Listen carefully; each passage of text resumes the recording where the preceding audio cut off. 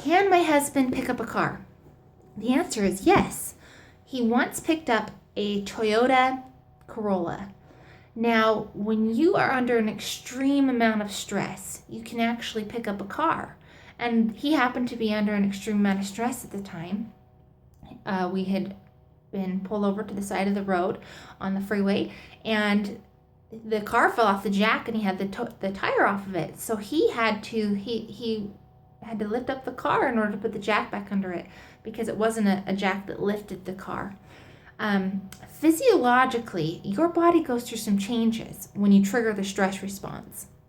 Once you trigger this response, you actually lose control of the physiological part that works what will then happen physiologically. So let's talk about the brain and how this works just a little bit.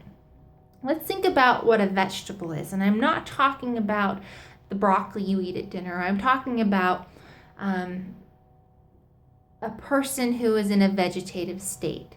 Their brain, the very, very lowest part of your brain, is what controls that, and it keeps you breathing and your basic organs working. Now, if we were to consider this Kleenex box right here as the brain, this bottom gray bar would be the vegetative level. It is considered the automatic pilot control center of the brain.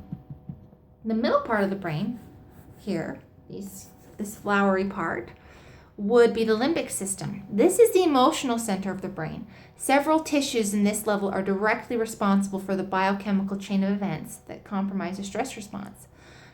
And the highest level of the brain, and these descriptions are according to Michael Williams, is the thinking and reasoning of the brain. You can consider that the tissue, the neocortical level. And this is kind of what differentiates us from animals. This is where our sensory information is processed and decoded as a threat or a non-threat, and where we get to choose whether or not we want to see it as a threat or a non-threat. And this is where cognition takes place, and this is the thought process. Now that we understand some of the basic functioning of the brain, let's talk about a situation that could trigger these different parts of brain functioning. So there is a story about a couple walking through the woods. And this is a picture here of the woods, to give you an idea. They're maybe in love or focusing about wedding plans, maybe they're engaged, and all of a sudden a bear comes. Now, what's going to happen to that couple? They probably won't hold hands anymore. Their stress response is going to be triggered because it's life or death. We have that stress response because it is a survival mechanism. It's something that we needed as cavemen to survive. If there was a lion out in the desert, we needed to be able to have increased physical strength to be able to attack that lion. Stress can induce a physical response, then, is what this is showing. The brain has the auto-response center that listens to the thinking center. So that neocortical level that we're talking about tells the limbic system. As soon as it processes threat, the limbic system kicks into action. Some of these physical responses are sweaty palms, increased heart rate, and that limbic system just starts automatically doing that once there's a threat. And once you trigger that, it takes about 20 minutes to calm down. So when we trigger the stress cycle, all of these brain functionings come into play. First, we perceive danger. Now, whether we're actually in danger or not, that's a different story. But we perceive that we're in danger, and our brain believes that it's life or death. Next, this is a physical response. The limbic system is triggered into action with a fast heartbeat, the sweat, the over or under eating, and in the case of my husband, increased strength.